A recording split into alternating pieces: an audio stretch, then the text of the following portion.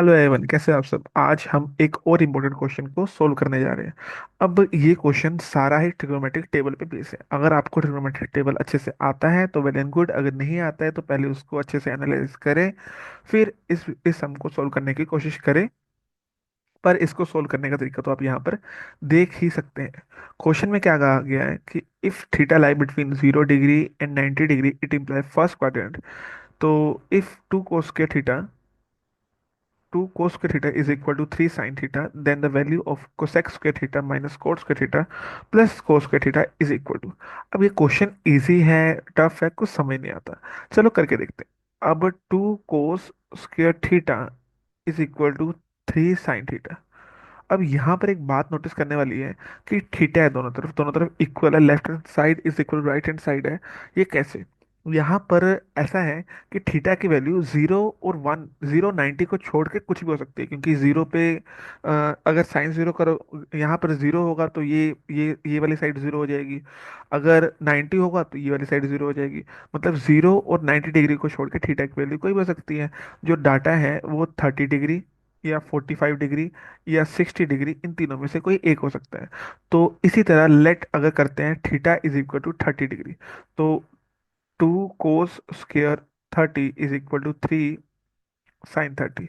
तो 2 cos square, actually cos, sorry, यहाँ ऐसे नहीं करना था। कोस 30 कितना होता है? √3/2 होता है शायद।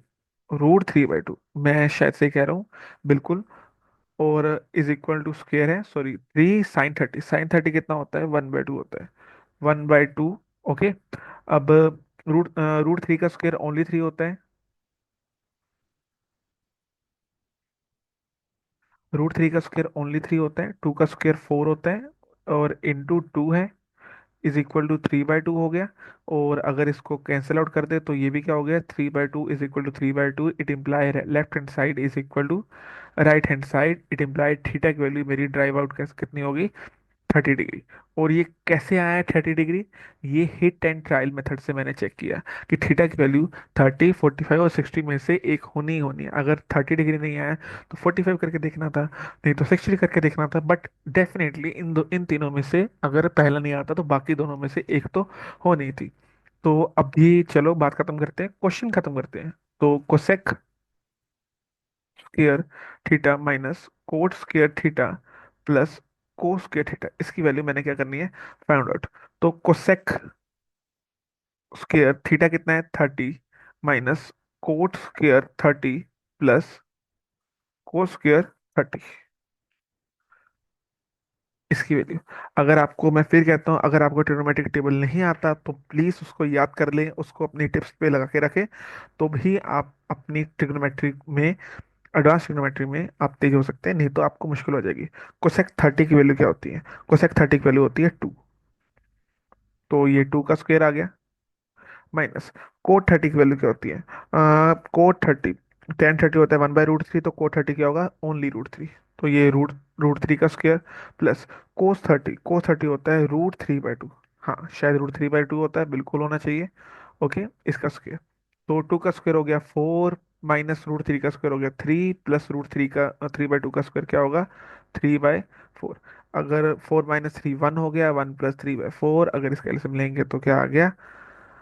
1 + 3/4। आप इसको तो 1 3/4 तो लिख ही सकते हो, एलसीएम लिखने की जरूरत नहीं, क्योंकि सेकंड नंबर 1 से छोटा है। 1 3/4, 1 3/4 कौन सा आंसर आ रहा है? यस, ये आंसर आ रहा है, 1 + 3/4।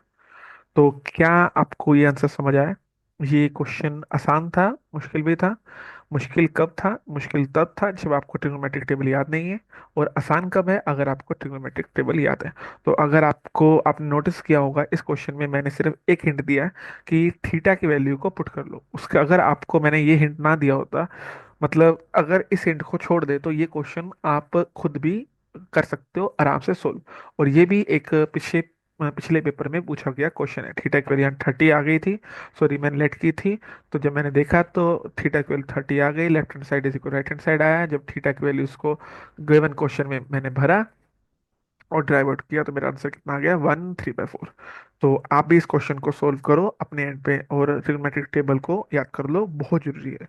ठीक है, तब तक के लिए शुक्रिया। और ऐसे ही सम्स को आप राइट में क्लिक हो रहे आई बटन पे क्लिक करके ऐसे ही 5 अच्छे क्वेश्चंस को सोल्व कर सकते हैं, सोल्व किए हुए देख सकते हैं, और एंड स्क्रीन में तो आपको अच्छी अच्छी वीडियोस की रिकमेंडेशन हो ही जाएगी। तो अगर आपको ये वीडियो अच्छा लगा, ये सम अच्छा लगा, ये सम को कराने का तरीका अच्छा लगा, तो प्लीज़ इस वीडियो को लाइक करें। वीडियो के नीचे कमेंट सेक्शन में अपनी राय रखें, अपने कमेंट रखें, अपने व्यू रखें। आपको समझ आया तो भी अच्छा, नहीं आया तो डिसलाइक जरूर करें और अपने कमेंट्स में जरूर बताएं आपका कंसर्न। तब तक के लिए शुक्रिया, धन्यवाद।